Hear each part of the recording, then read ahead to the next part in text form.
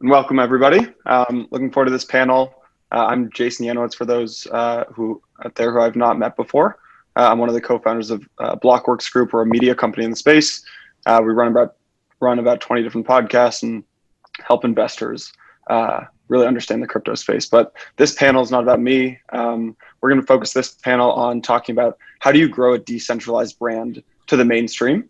And when I looked at the panel title, I really interpreted that as really how do you take crypto mainstream? And we're lucky to be talking to four of the best marketers in crypto. I'm lucky to have worked with most of them in the past. So we have Adelyn, who's the CMO of Chainlink. We have Jay, who kicked it off. He's the VP of Marketing at Ava Labs. Yelena, VP of Marketing at Fireblocks, and Kart, who's head of marketing at Coda Protocol, Mina. So today we're going to talk about a few different things. We're going to talk about how do you market to various types of customers in crypto? How do you appeal to investors while appealing to enterprises, while appealing to developers? How do you measure success as a marketer in the space? How do you build community in crypto? How do you go to market? Do you go big or do you go small? How do you do that? But before diving into that, I thought it'd be helpful if we could just do a few intros. So maybe Jay, if you want to kick us off, then we can go Claire, then Yelena, and then Adelyn, and then we can jump into it. Sure. Quick intros on me. My name is Jay, VP of Marketing at Ava Labs. Currently building Avalanche. Most of you probably have known that just based on the context of MoneyDance. We're a layer 1 protocol. Mainnet has launched a couple weeks ago now, so currently growing out the ecosystem. Our primary targets are kind of the decentralized finance space on one side, and then the other side, also institutions and enterprises.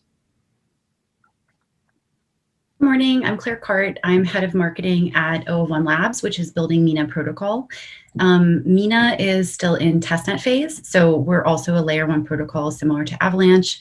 Our main target right now is finding qualified node operators who will help us launch the network and be very decentralized when we launch mainnet. And from there, we'll be targeting developers and eventually end users. So a lot of different audiences there. Hi, I'm Yelena from Fireblocks. Fireblocks is essentially a security infrastructure that allows institutions to store and transfer assets across their entire ecosystem. We are using a unique technology called MPC that kind of came out of, I'd say, we worked the last couple of years, and we're currently in a real aggressive growth phase because we've just crossed the 100 customer mark, and so we're just figuring out how to pour gasoline on that fire and just accelerate what we're doing. Hi everyone, I'm Adelyn Zhou. I run marketing for Chainlink, and I've been in the space for quite a few years, building out Chainlink, which is the leading decentralized Oracle network.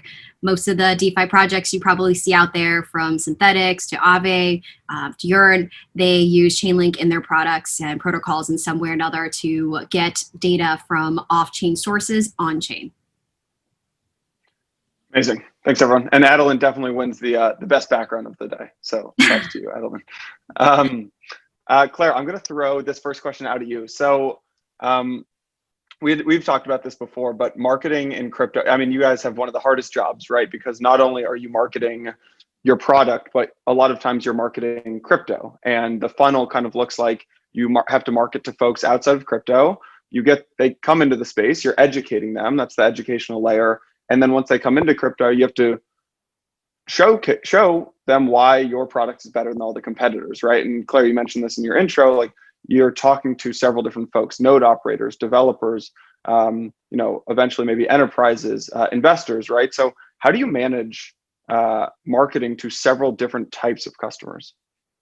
Yeah, it's a really good question. It's a big challenge. I think it's one of the things that makes it so fun, but I'd be lying if I said it didn't keep me up at night sometimes. So I think, the way I think about it is, first of all, I think, whenever you're joining an early stage company and you talk to the founders and they're like, oh, the project is for everyone. It's for everyone, right? It's like that enthusiasm is so awesome. I think that's what makes crypto such an exciting industry to be in. But at the same time, as a marketer, it's up to you to say, okay, great, that's the end vision. but who are we for today, right?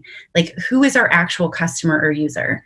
And so just getting laser focused on kind of how you sequence those different audiences or those different users and being really smart about it and helping the whole team stay focused, right? Helping balance that we're for everyone, this is going to change the world, with like, who can we reach today and who's really critical to be using our product or using our network. And then I'd say the other thing is just, trying to find the commonality, right? Like, everyone who's interested in crypto, they might have really different needs, but they might have really similar needs, right? Like, they need to trust your product. They need to trust your project, trust your communications.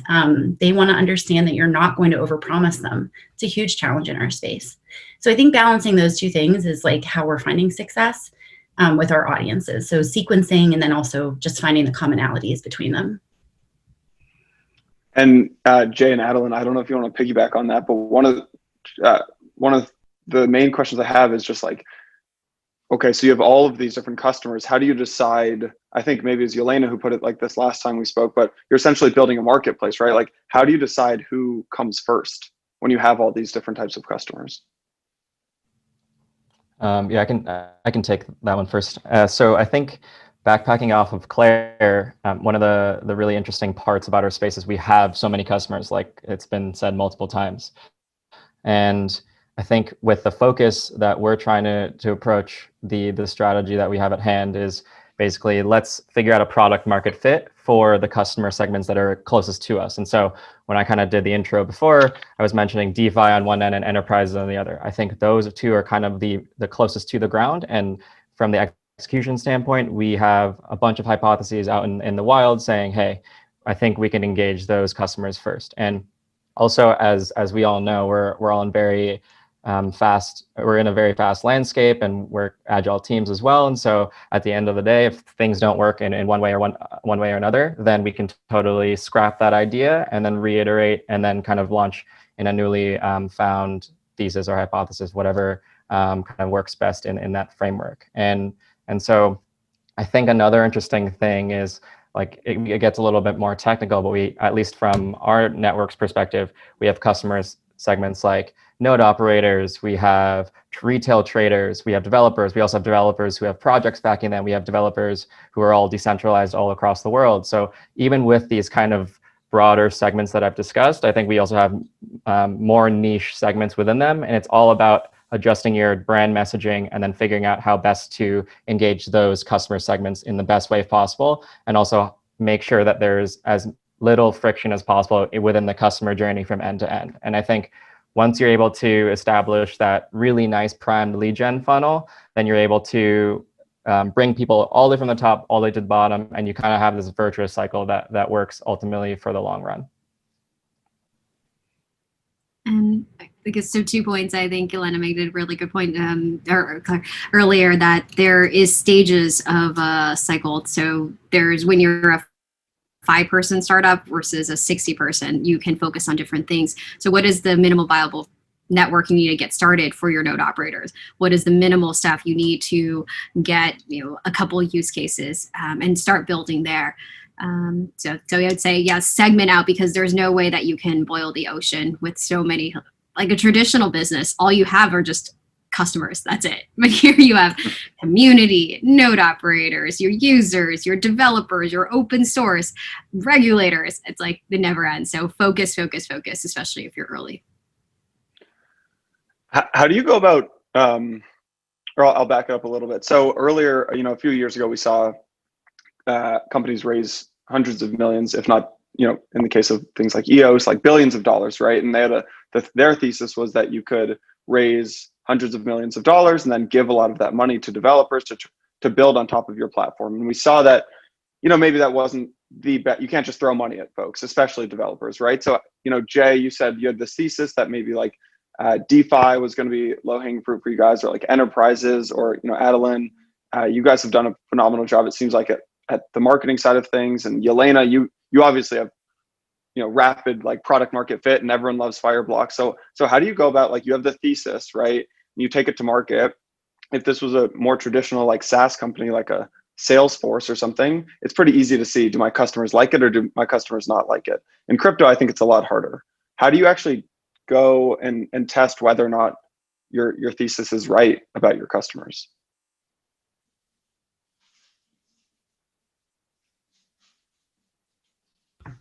I can take this one. I can jump in. Maybe others will have thoughts too. But I think that, in some ways, like it is the same as traditional marketing, right? Like you're going to have your defined segment and you're either going to get traction with them or not. So like, are you seeing real usage? Or in the case of EOS that you mentioned, if they're giving out money, like what are the developers building, and are users using it, or users liking it, right? So I think, there's kind of this weird, like, pour gasoline on the fire aspect of crypto where there's all this money and, is that money being put to good use? Is it incentivizing things properly? I personally think that teams make bad decisions when they have too much money. I'd love to argue that with someone. I've worked at companies that have been super lean, where we're like, every time we raise money, it's because we absolutely need to. And I've worked on teams where we have a huge treasury. And I will say that, great experiences in both, but I would much rather be on a lean team personally. I think it causes you to focus, like Adelyn said, and really make awesome decisions where you're like, do or die, this is either going to work or not. And so you are measuring it. So I think in some ways it's like traditional marketing. Yeah, Claire, I like what you said about not kind of reinventing the wheel. I think that's something that a lot of marketers in our space sometimes fall into the trap of like, okay, we're in this really exciting space. It's also at the cutting edge. I think we have to like think of cutting edge techniques, but actually we should most often go back to the basics, take all the frameworks that are tried and true, and then repurpose them for our space. So I know for our strategy at Avalabs, one of the main things that we do to measure success, or try to at least, is to kind of strike the balance of our customer bases. So we have one kind of segment which is super decentralized, kind of this utopian customer segment probably on one extreme, and then the other we have institutions who are super private, centralized, want everything within their kind of walled garden, if you will. And so with that being in mind, I think the data tracking capabilities that are out there for all these marketers to use, we kind of have to be a little bit more cautious about that. So we want to be as transparent as possible on the forefront, and then if people want to opt in, we can totally use those data and insights to activate on the tests that we have, if you will, internally. And then I think more high level, at least on our like strategic board. So we use this collaboration tool called Notion, and I know Jason, you love Notion too, because we've talked about it many times. But we have channel-specific OKRs. So I mean, I'm not going to name the whole gamut, but I think a few to note would be like appearances, something like the panel that we're all involved in, to social media, search, et cetera, and then we set it from the objectives and then key results and make sure that we're able to activate those, usually on like a quarterly basis, but what we can adjust them based on how aggressive or not aggressive our execution might be. Yelena, are you able to talk? I'd love to dive into just how folks are measuring success on the marketing side of things. Yelena, are you able to talk to how you think about success, and as you start planning for 2021, if anything changes as the company is scaling pretty rapidly? Definitely. I actually wanted to make one comment on that last point before I jump into measuring success. I think, I didn't come from a crypto background. So I've been in this space for about 1.5 years, but I've been doing marketing with like tech and SaaS for the last 10 or 11 years. The thing I wanted to point out was that there's actually something really, really unique with crypto marketing that I've never experienced before. People are really excited, and there's a lot of kind of noise for good or for bad, but there's a lot of noise and there's a lot of excitement and there's a lot of like ground up or this bottom up movement. And coming from like the traditional marketing within like tech and SaaS, people aren't they're not that excited, right? You have to like really create something like a showstopper to get people to talk about you, to write about you, to tweet about you. And so I'd say one thing to really, like, if you're already building a brand in the space, you have like something really amazing, which is a really loud, excited community and a media and reporters who want to validate the space. So they want things to be successful. They want to cover your story. So I would say take advantage of that, because I don't think that's going to be available for like 10 years from now. I think somebody launching a crypto business or a DApp or anything like that, they're going to be working like really hard to differentiate themselves. So this is an amazing time to come into the space and really take advantage of that. So I just want to do like a little spiel on, it's very exciting to work with crypto because it's like really the early days for a marketer.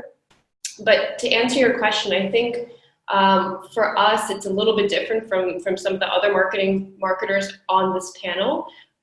We do follow a more traditional like SaaS type of sales process, and our target is really like exchanges, lending desks, hedge funds, buy and sell side. It's really the institutions, because we just want to give them a way to be able to secure the customer and investor assets without jeopardizing efficiency, without increasing costs or anything like that. So for us, it's just customer acquisition, where I think, and I'll let the folks on the panel speak to this because I think they're more of an expert on this than I am, but for you guys, it's more about, I think it mirrors more of a B2C setup with user acquisition. So I think the metrics for success are a bit different. Mine are really around revenue generation. Interesting. Yeah, that's helpful. Adelyn, I'm not sure if you're going to chime in, but I was actually going to ask you, like, right, Chainlink has amazing partnerships with enterprises, you know, as big as like Fortune 100s, and then all the way down to like an amazing, very B2C community, very retail driven, right? So how do you think about success? Mm-hmm. At the end of the day, we are a developer platform and a developer tool. So in the frameworks that Yelena mentioned, I actually think of ourselves as B2D, business to developer. And the core thing is, if we can build a great developer experience, then everything else will come. And so for us, like partnerships and all of that, it's great, but at the end of the day, right, we want it to be baked into the different technologies that people are using. So that's what we really focus on, you know, having a really strong developer relations team, having good technical docs, and doing that. And then we actually, like, for example, on the consumer side, everything kind of follows. We don't do paid advertising like B2C. Like I think it's funny, because what I love here about the blockchain space is you do take examples and experiences from the past, but you also have to completely recreate the playbook. Old days, like I did a lot of Facebook ads advertising and Instagram and Google ads and Gmail and stuff, and none of that applies here. And you're kind of recreating it, and it's all kind of I guess white space, because it's so new and people are interested in the story. But for us, I would say, go back, we are developer focused. So our marketing and everything is targeted developers, and then everything else comes from that. Do you think that, you know, in your past life, it sounds like you ran a lot of ads across several different social platforms. Do you think ads are not as effective in the crypto space, or do you think it's specific to ads targeting developers are not as effective, or you just think that like Chainlink itself is like more like story driven and not about the, you know, the ad on Instagram? Yeah, a little bit of everything. So ads for someone like a DeFi product, actually, to get B2C users is actually great.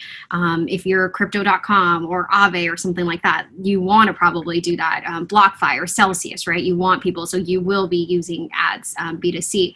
But for us, I mean, we're trying to get developers to build, and developers, I mean, that's not where they aren't on Instagram. I'm like, what would a Chainlink Instagram ad look like? I'm not even sure. Doesn't mean that we won't ever do it, but I think for us, it's about creating the experience for developers and the tools for them to build with us. And then actually, one other thing, I would say we're very, very grateful for our community. They do some of that outside on Twitter and help promote us. I actually see some of our community members here on this participants, like Rocky Rock and folks. And so they actually help amplify our message to the general community. Amazing. Shout out Rocky Rock. Welcome to the panel. All four of you have done an amazing job of building communities for your companies. But what's interesting is, you know, crypto doesn't just live on Twitter, right? And it doesn't just live on Reddit, but it lives in kind of more unique areas than than a lot of other industries do. So how do you manage the community on Telegram, which is different than the community on Discord, which is different than the Reddit community, which is very different than the Twitter community? How do you manage all of the facets of that? And open question to anybody. I can jump in. First, I guess, for anyone who's joining the panel, who's also doing marketing in crypto, like, this is really hard. Oh. Thanks, she froze. May have lost her. That was good timing. Yeah. Exactly. I'll add on to Adelyn, that, I maybe you guess. wanna- Yeah, I would say know what each channel is for. So our Discord channel is more for developers and for community people who want to get deeper into certain topics, because Discord lets you segment into channels. Telegram, I think people love and hate it at the same time. It's a one for everything, all for all. Twitter for us is more for news and announcements. And then WeChat for the China community, Kakao for the Korean community. I think every channel kind of has its place. So I think for whoever is a marketer, it's figure out what you are using in each channel, what kind of message you want to put out in there, and then also to make them a little bit unique. So if you're trying to do a more in-depth conversation, you might want to do it in a channel that facilitates that versus something else, so that there is a reason to go on the various different channels. And then the last thing is, it does make it really hard, though. There is a huge fragmentation of communications, and there are no real good tools for measurements, because traditional companies are not going to build like a bot or a analytics platform that plugs into Telegram or Signal or Discord. So it is a little bit more challenging for marketers in the space. Yeah, I think quickly to jump on that too, Adelyn. I know we've probably talked about trying to figure out attribution on Telegram, which is pretty much impossible at this point, just because the analytics tools aren't there. But also, I think I want to just quickly touch on the interesting part about our space, in that these channels also have a lot of nuances that don't necessarily reflect the nuances that exist within the platform comparatively to the general audience. So for example, like Discord is primarily for gamers, but I think in our space, we've kind of cultivated that more into a dev-focused ecosystem. And so that's kind of the conflict we have on that side. Telegram, I've noticed, is very like fintech leaning, but also obviously crypto leaning. And then it used to be just more of just a privacy chat application, which for better or for worse, I think at times has made it really, really difficult to just kind of harness all of the energy that you have. Like, I think in a really positive light, like there's a lot of energy, a lot of discussion, but it is at the end of the day, one kind of stream of text. And so from an organizational standpoint, and when you're talking about trying to get the messaging as efficiently as possible to everybody on those channels, it's really difficult there. And then I think the last platform that I think is worth noting is Reddit. And Reddit is kind of a beast in itself. And it's technically not a marketing platform. I think anyone that's used it knows that people are able to upvote and downvote. I think the way we leverage it, we're kind of using it as a bulletin board. Most of the community can post content if they would like. And then we're just disseminating as much of the high level pieces that we feel the community should hear about, I guess. And then ultimately, if we're seeing, some posts do really well, some posts don't do really well, at least specific to Reddit, we're able to figure out, at least on the surface layer, how highly that content resonates within that channel. One of the themes of all of these platforms, though, is I think I see a lot of marketers on this, so I'm sure people can resonate with this, but the platform, sometimes it feels like, can run away from you occasionally, and I think this is why some folks got frustrated with Telegram, right? Is because they had these amazing 200-person communities, and then it turned into a 500-person community that was, maybe you hired a community manager to manage the Telegram chat, and then it turned into 3,000 people, and you completely lost control.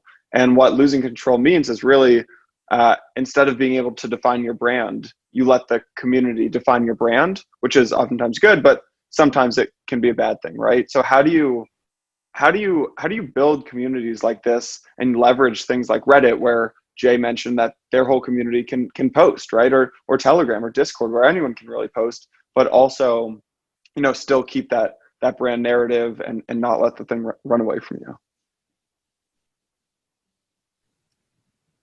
I can jump in on this. We have an incredible group of ambassadors who help moderate our channels. We have very strict rules since the very beginning that our channels have been created of certain topics that we just cannot discuss in our official channels. Like there's no price talk, there's no like shilling, there's none of that. We want it to be focused on the technology and what we're building. And once you set it at the get-go, people have been really good about it and respect it. And new people who join, they realize that those are the standards, and our ambassadors help moderate and help keep it clean to the topics at hand. And then whoever wants to create unofficial channels, like go ahead, they can do it, and encourage them to do that. But in the official ones, we make sure that people are talking about the technology. I can jump in on that too. So I think Adelyn made a really good point, just that airtight moderation and having really clear community guidelines. It's really important for your official channels. I think there's also like an interesting piece here that I don't hear talked about a lot, but whenever you have a community, I think a really healthy community, they have certain like shared values and norms and behaviors that they value, right? And that's what really makes a community. Being in a Telegram group, that's not a community, right? You're in a group, but really a community is about these shared values. And so I think, beyond just having guidelines for let's talk about this, but we can't talk about that, we're working really hard to define what those values are. We have 4 of them. And then also just reward people that we see displaying those values. So try to use positive reinforcement. And we've seen like really positive reception from our community with this. So, one of our values is respect. And like every month we honor the community member who we think is displaying this value. And we really, showcase them as an example. And so this isn't going to weed out, like there's always going to be bad actors, right? Like we're on the internet. And so we're always going to run up against people who are just acting in ways that, violate our community values. And so that those people can be addressed. But how do we encourage more of the good behavior? So that's kind of how we like to think about it, is how can we control the bad behavior, but encourage more of the good behavior? And so we're doing that through like values and norms and positive reinforcements. So Yelena, you're in a unique situation here because I think, Adelyn and Jay and Claire, they're kind of running marketing at companies that are where the community is inherently very excited, loves being community driven, flocks to things like Telegram and Discord. I bet if you went to some of Fireblocks' hedge fund customers and said, hey, hop on Discord, we've got some updates, they would say, I have no idea what you're talking about. I'm definitely not doing that. How do you build community in businesses where the customers are maybe a little more old school or not as community driven? Yeah, I think it always, like every time I ask myself these questions, I always go back to, I think, something that Claire said. Or I think even Jay, you guys are all, we're all on the same page. You kind of have to just go back to basics on everything. I always ask myself, if I was a hedge fund manager, if I was running an OTC desk, I have my own full-time job. I have things I need to do. I'm busy. Why would I go to this event? Why would I participate in something? What would be most interesting for them, and how can I provide something valuable? Because the moment that you're understanding, and this is, I think, one of the hardest things to do, whenever you're a marketer, the hardest thing is to figure out your customer pain points. And people say like, oh, go figure out what your customers have, what they struggle with. But if you actually go and do it, it takes time away from tweeting and blogging. Like you have to go actually talk to your customers, find out those pain points. And the moment you can actually empathize with them and understand exactly what they're struggling with, then you understand how to deliver valuable information. And the medium, that doesn't matter anymore, because you understand they want to be on Discord, they want to be on a Zoom webinar, they want to do an offsite, like virtual offsite, whatever it is. You figure out the medium, and then you help curate that experience, that content, that education for them. And then once you're doing that, now you become a valuable resource for them. And I'd actually say that Jason Blockworks group, you guys are like really good at doing that. And I think you guys have developed an entire community using those similar strategies. So for me, yes, I'm not going to go on Reddit. I have, run marketing for organizations where Reddit was probably played a bigger role in forums and things like that. But with Fireblocks, I really just need to create value and educational content that's going to help them solve a problem and teach them something. It's a long rant, but that's kind of how I'm approaching this whole entire topic in general. I like that. Easier said than done sometimes, but yeah. I want to talk a little bit about, when it gets to community. I think one of the things that community at crypto companies, one of the things that they love the most is engaging with, the C-suite, right? Engaging with leaders at the actual company. How do you do this well, right? There aren't really events in person where folks are going to speak. So it's like their podcasts are a great way, but I don't think you can force the CEO of your company to go tweet 15 times a day, right? Not sure that's the best use of anyone's time either. But anyways, how do you leverage the C-suite for thought leadership and engaging the community?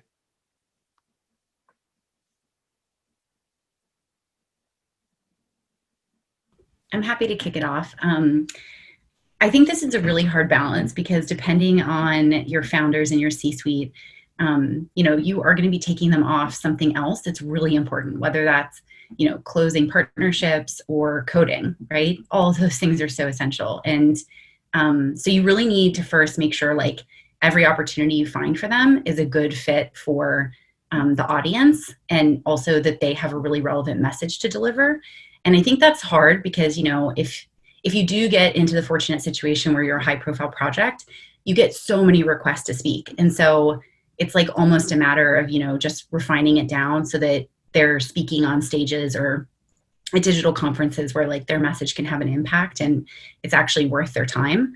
And I think that sometimes, that's a little bit hard to suss out in our space because there's so many upstart like media companies, and so it's just really challenging to find the ones where there's going to be a valuable audience and it's going to be positive kind of for your founders, personal brand.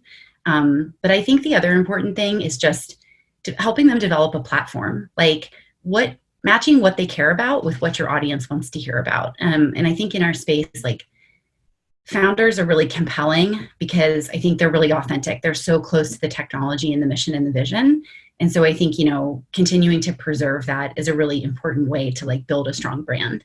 I think, in a lot of traditional companies, like, I don't know if the founders are always like talking about these ideas that they're super passionate about, right? Like generally it's kind of, more selling the product. And so I think sticking with that like passion and vision is really important for our space. I don't know how others would respond to that, but. Yeah, I think one of the things that resonated with me, Claire, that you just mentioned is leaning into the C-suite strengths. And so as much as we would all like to have everything that all of our leaders talk about aligned to our products, sometimes that's not realistic, at least on a wide array. And so, for example, using our team, we have Gun. He's a lead academic in the space. He's been in the space for a really long time. And so a lot of his talks focus around consensus protocols. We try and position him as kind of the thought leader that he's already made himself in terms of his brand. So that honestly was admittingly a little bit easier than I think the others. And other examples we can probably pick are like John Wu, for example, the president of Avalanche. He comes from a traditional finance background. And so putting him into a conversation or perhaps an event that is very, very crypto focused, like something that maybe super DeFi leaning may not be the appropriate approach, at least immediately. Perhaps something we could, or perhaps something that we have done just to nudge him along is saying, hey, let's talk to the institutions because that's what you know and love. And that's also leans against your strengths. And then if there are tie-ins to kind of cross over, then we'll slowly make that transition. And then using myself as an example too, I think we all kind of fall in this bucket, I think, but we all have very deep marketing backgrounds. And because crypto is only a decade or so old, we also are relatively new into crypto as well, all things considered. And so when it comes to a lot of the discussions that I have, I always like to focus in on marketing, and then how can I tease that out with crypto? How can I integrate those discussions and then actually have somewhat of a meaningful impact by sharing the knowledge that I have, but also learning from others too, like especially in cases like panels. So I think that is something that's super important that I didn't really think about at first, but once Claire, you mentioned it, it kind of was like, okay, that totally makes sense. And we definitely do that. Have you ever, for those who do focus on leveraging, C-suite, are you ever concerned that you'll kind of over leverage them, right? So what I mean by this is if, Yelena, you have a brilliant, one of the founders, I think, or CEO, like Michael, right, is brilliant, and it'd be so easy to lean on him for insights and speaking at conferences. But like, God forbid, if Michael did anything bad, that then reflects really negatively on the company. Is that ever a concern or a thought? I think it's always a risk. I don't think you can, you can't control people, right? You only have, as a marketer, you have all the tools and you have all the resources, but there's always risks. And I think I want to go back to Jay's point, because I think he's saying something really valuable here. You can protect yourself against that risk by diversifying the people that you're promoting and who you're giving a voice to. And specifically, I think with Jay, what I heard from what he was saying is that, if you have a CTO, make sure that he's in front of an engineering audience and the folks that are going to be building this. If you have a CEO, maybe you have more of the economic and the business-minded folks, right? So I think if you have that one, like for example, for us, Michael's amazing, and we can put him on stage anywhere, and he's great. He understands our customers. He always says something a little controversial, which is fun for me to then pull out. I love it as a marketer, but then I started looking within the company. Well, we have our VP of product strategy who has a finance background, and he's really fantastic. And let me give him more opportunities. How do we develop his brand? And then now we're going and thinking about, well, who else in our organization can we start developing a brand and a voice for? It will take more time, but it will set us up to succeed in the future. God forbid something happens to Michael and he says something too controversial, and then we have to kind of pull back and lean on somebody else in the space to get in front of our customers. Diversify. Awesome. Any more thoughts on? No, good. Claire, you mentioned it was kind of tough to find, different media companies in the space where you can tap into their audience, and there are so many of them, and it's such a small space still that like a lot of the media companies are up and coming. Yelena, you mentioned, I think Yelena, you were the one who mentioned earlier, like tapping into the space is so, there's so much excitement in the space that sometimes it's easier to get media coverage than it will be in 5 to 10 years. How do you leverage media companies? And there are several amazing media companies that have different audiences, like some that are more old school and have been around for a while, like a Cointelegraph, or like, the big one, CoinDesk, or like maybe a more like reputable brand, like The Block, right? Like, how do you think about different media companies? Or then there's like the really like, I think some folks would call them like third tier, but they have unique audiences, right? So how do you think about those types of media outlets? I would love to take this one. I've been on a media frenzy for like a year now with Fireblocks. And the way that I typically approach it is this an announcement, or is this like a functionality or a capability that is going to get somebody really excited and it's going to make them want to buy a product, or it's going to make it more valuable, that I want to get it into like the hedge fund this or the block that, and get it in front of the people that are actually going to be excited about it? Is this a kind of a brand elevator? Does this give us more credibility? Well, then I want to go more top tier, and I want to get a business or a finance outlet that's going to just cover something around our company growth. And then in terms of the tier 3s, I think those guys are always picking up on the tier 1 and tier 2. So you don't have to really target them. I think naturally it's nice to develop relationships with them, but I think most of the time they'll actually bite off of what's already happening, and they'll kind of spin a story around that if it's interesting. So I always think about, is this a product or that I'm going to actually want to drive leads for and get awareness for, or is this a company credibility, reputation announcement? That's a good way to look at it. Adelyn or Jay or Claire, I don't know if you have thoughts on kind of the media space right now, but how you play it. Yeah, I think maybe taking a different approach on the question. I think one of the interesting things about media are the tiers that we were talking about, and I think more specifically, not necessarily with reach, but tiers on, I guess, like what niche they're targeting, perhaps. And so, like, we have crypto publications, which probably are, second tier comparatively to the traditional ones, and then there's probably, blogs also are kind of considered publications as well these days, especially because they're able to disseminate the messaging that you have as a brand. And so I think what's been really interesting about that kind of hierarchy is kind of engaging the various tiers when you need them the most, because they're all getting hounded by all of us all the time, or at least our team or our PR team members. And I think sometimes one thing that I've noticed is it's not all about having the press releases every single time, because at the end of the day, you'll also have a lot of fatigue. And then maybe perhaps if it wasn't as impactful, like Yelena said about measuring for impact, then also people that are consuming your brand might think, hey, maybe they're not really producing newsworthy material every single time. And so I think in the crypto space, especially with those that don't have a marketing background, and kind of going back to what we were talking about with the kind of back to the basics idea, a lot of people think, let's just get the press releases out there and that'll generate a lot of noise. I think that strategy does work from time to time, but I think crypto is growing up a little bit, and that's also a challenge that we have to face, because I think we had, at least for, I think most of us, were probably involved during the 2017 ICO boom. That was a whole different time where maybe generating the most noise at that kind of short stint made the most movement when it comes to your brand. But then now, if you generate a lot of noise, there are probably many brands that are out there doing that right now. If you don't have any substance backing it, then the credibility starts diminishing, and then it's a lot harder to re-earn that credibility in the long run once you have actually things to share. Yeah, I love that point, Jay. I think that's definitely how we think about things.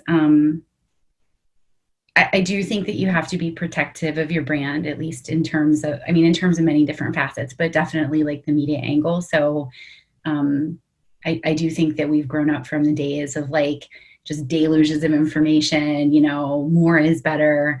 I think being able to communicate when you have something that feels really substantial to like your strategy and is a proof point of your growth, right?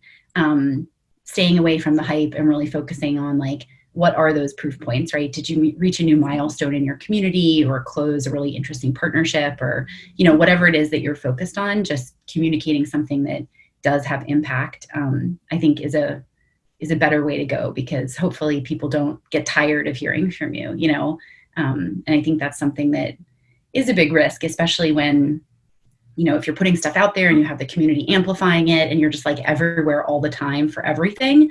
I think it can become a little bit tiring for people. And so we definitely try to hold back until we have something that we feel is, substantial. I also think that there's one thing that we haven't gotten into, and I don't know, Jason, if you're open to this, but just like the whole international landscape, right? Like there's just so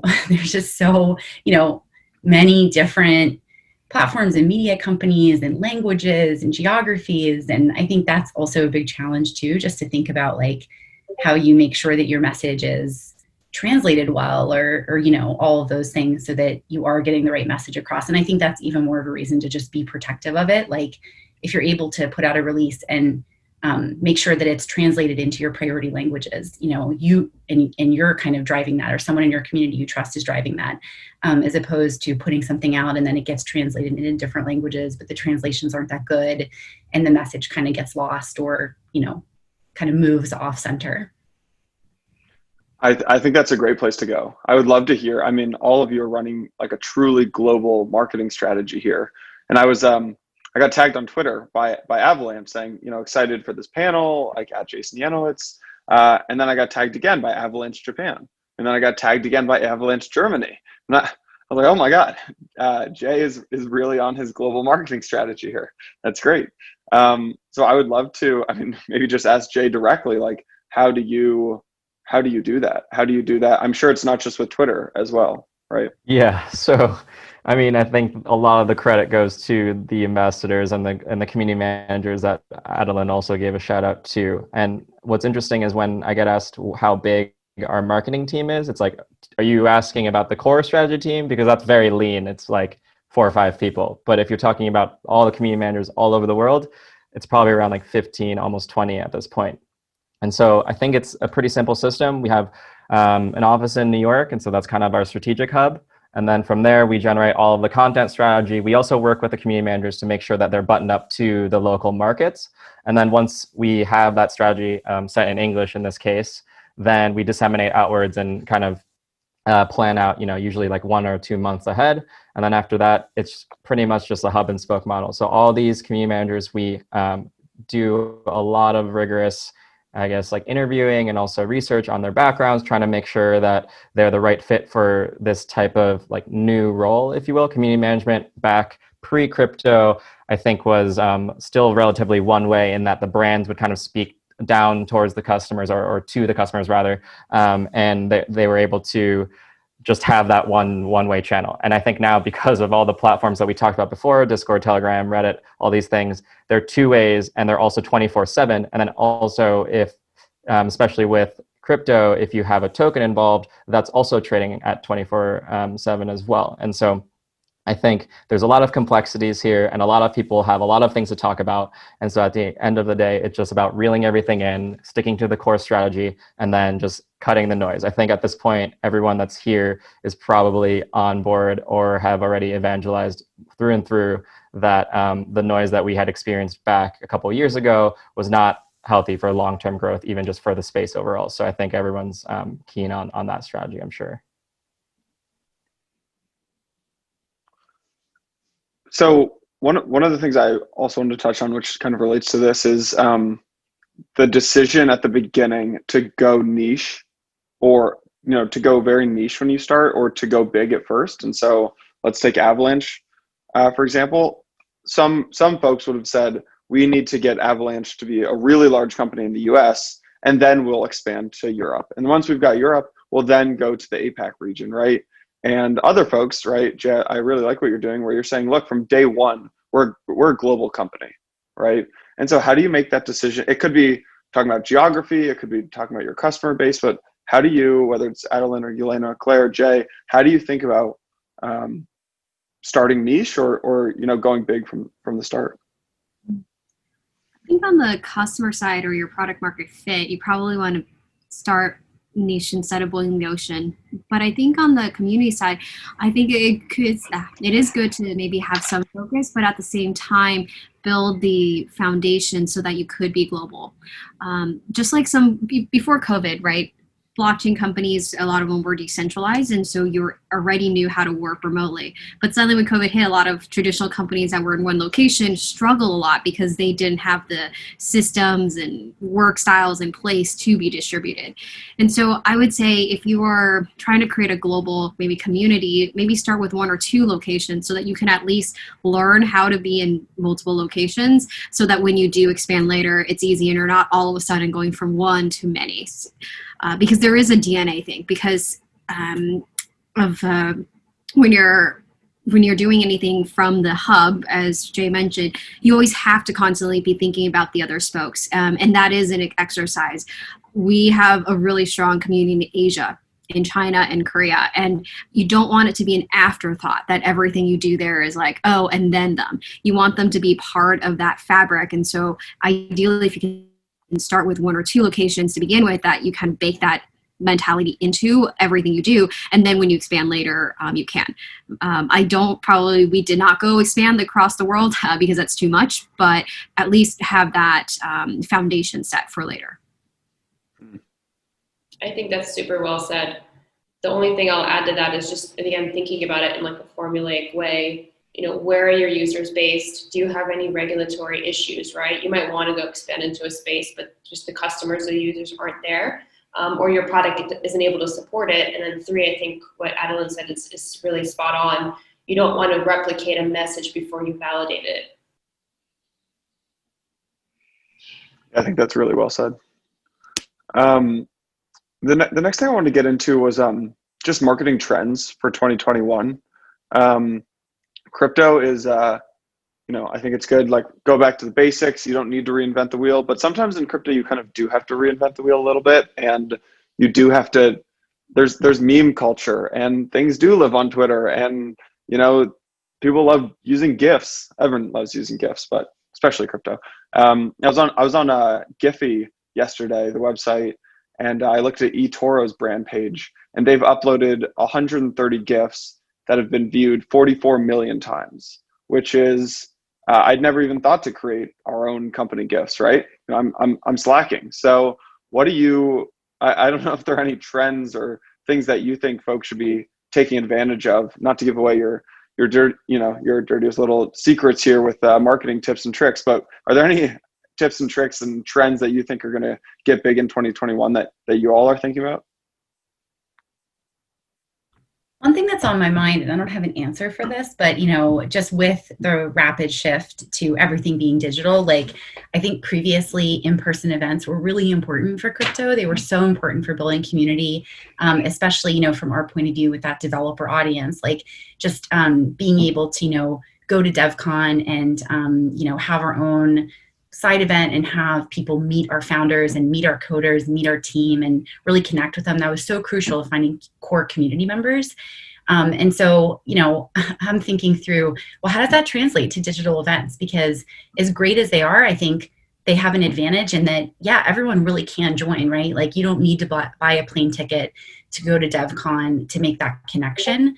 And so that's awesome. On the other hand, connecting digitally, I don't think that it's as meaningful as connecting in person, right? And so I think just figuring out which platforms are going to be best for not just transmitting information, but connecting with your community.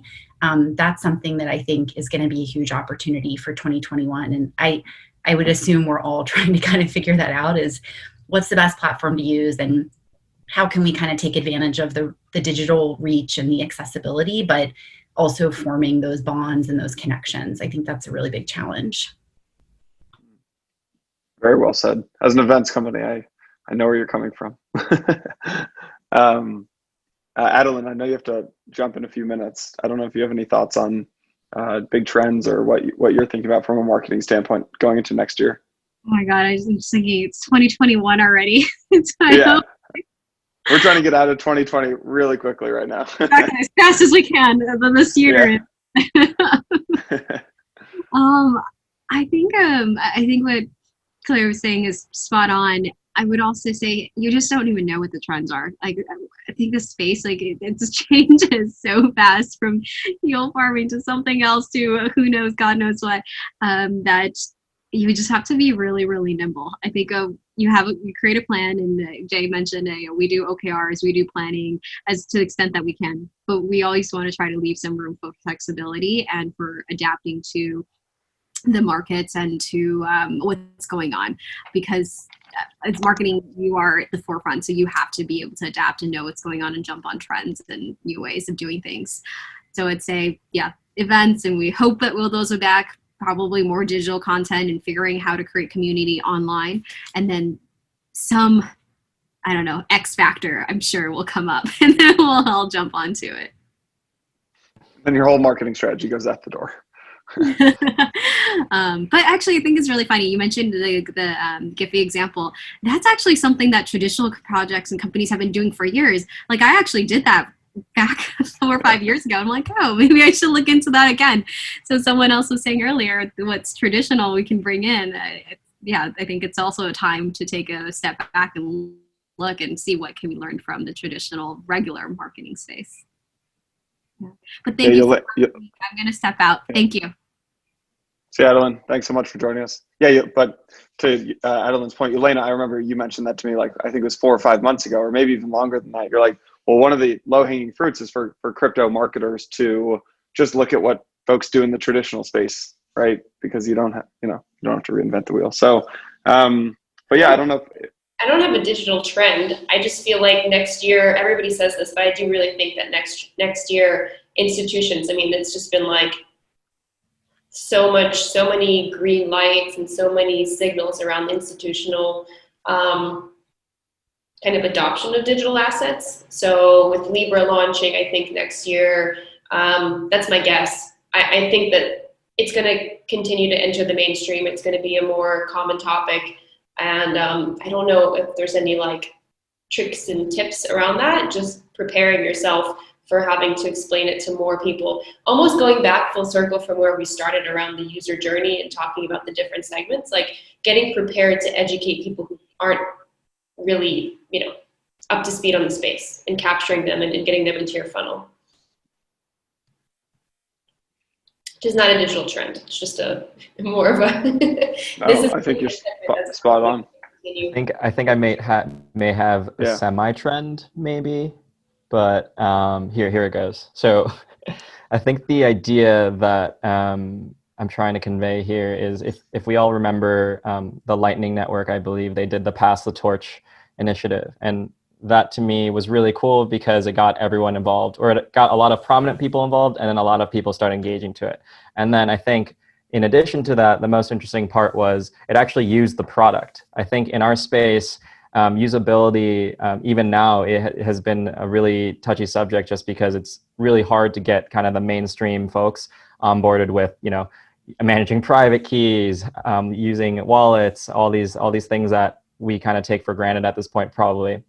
And so I think maybe where I'm getting at in terms of the trend is maybe a lot of us, especially the ones that are focused on just maximizing engagement with the product, is to do exactly that, trying to figure out how best to merge the marketing side of things with your product and see if there's some sort of way to improve stickiness for your product. And now, obviously, I think in like maybe Yelena's case specifically, just because she's focused on institutions, it's not as open and perhaps permissionless as maybe Claire, Adelyn, and my situation is. But in any case, I still think it's something to think about just in general. And I think this is, again, probably a strategy that's been done even before the crypto space, but I think even more so, it's been highlighted to me as being important, especially because at the end of the day, once you're able to successfully do that, then you don't really actually have to worry that much about user acquisition because you pretty much do that all in one fell swoop. But that's like viral loops, right? I mean, that's been around forever. That's like every marketer's tweet. We actually have some things in play like that we've been working on that we're going to probably be launching maybe this year or early next. So not to say that even institutional and B2B guys, we all need viral loops.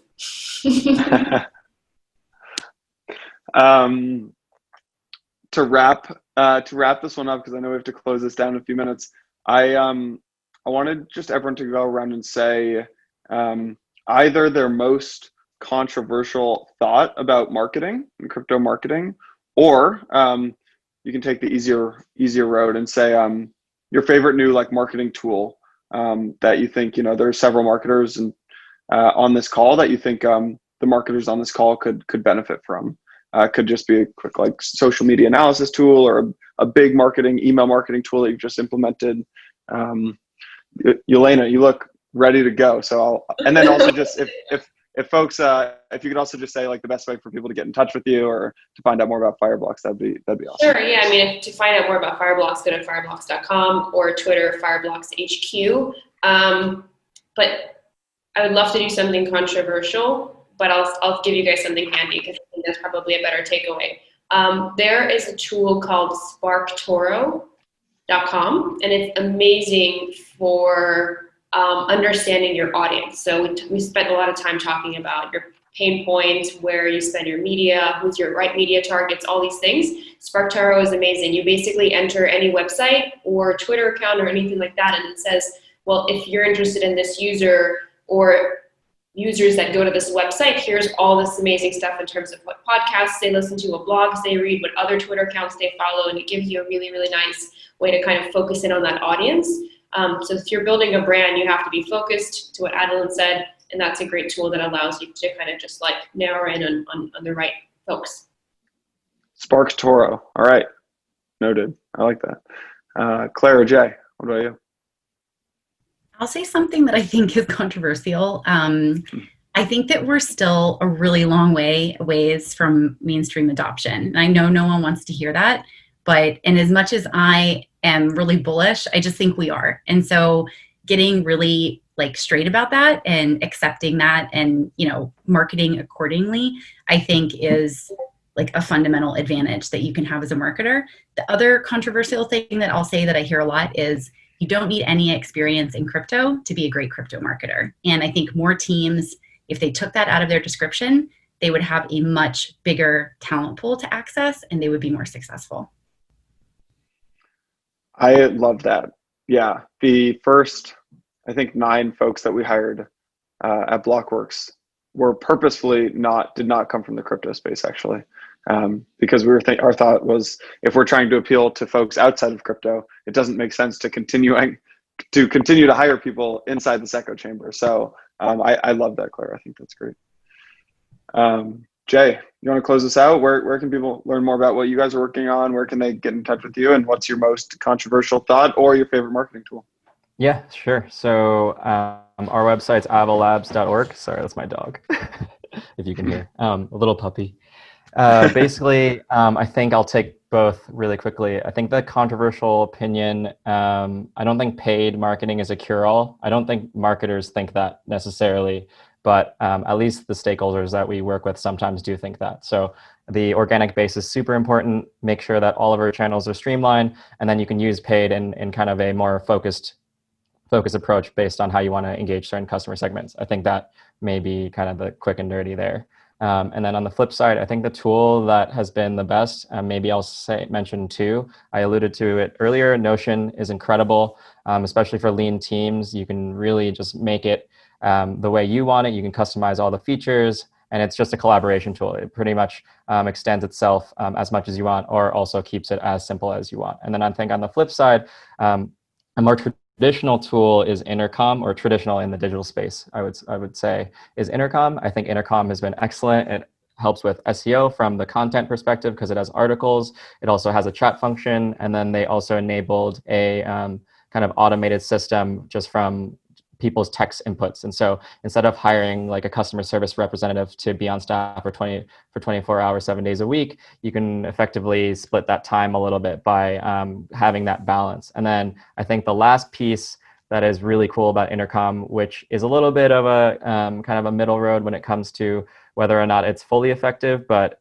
for us, we use it as a lead capture tool. And so if people want to opt into our newsletters or any of our information streams, then they can. And they can do that very seamlessly just by opting in while they're getting support. So if you think about it, they're going to be, or as long as they're getting positive support, I guess is the caveat. But as long as they're getting positive support, they're going to be in this kind of state of mind where they're saying, okay, this is a really positive experience, and I may be much more willing to give the email address here as opposed to if it's just like a newsletter capture at the bottom of the website or something like that. And so Intercom, awesome tool. Everyone should use it.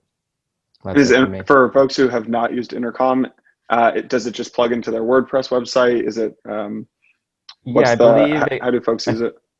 Yeah, I think it's pretty flexible. I know we at least currently use Webflow, and so it's just like a quick header code snippet that you just have to put in to enable the widget. So I presume on something like WordPress, it should work pretty well or easily as well. Amazing. Cool. So the tools were SparkToro, Notion, and Intercom.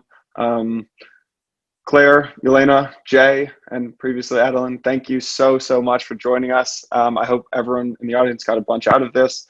I'm on Twitter at Jason Yanowitz if folks want to ping me. But yeah, hope everyone has a great rest of the event.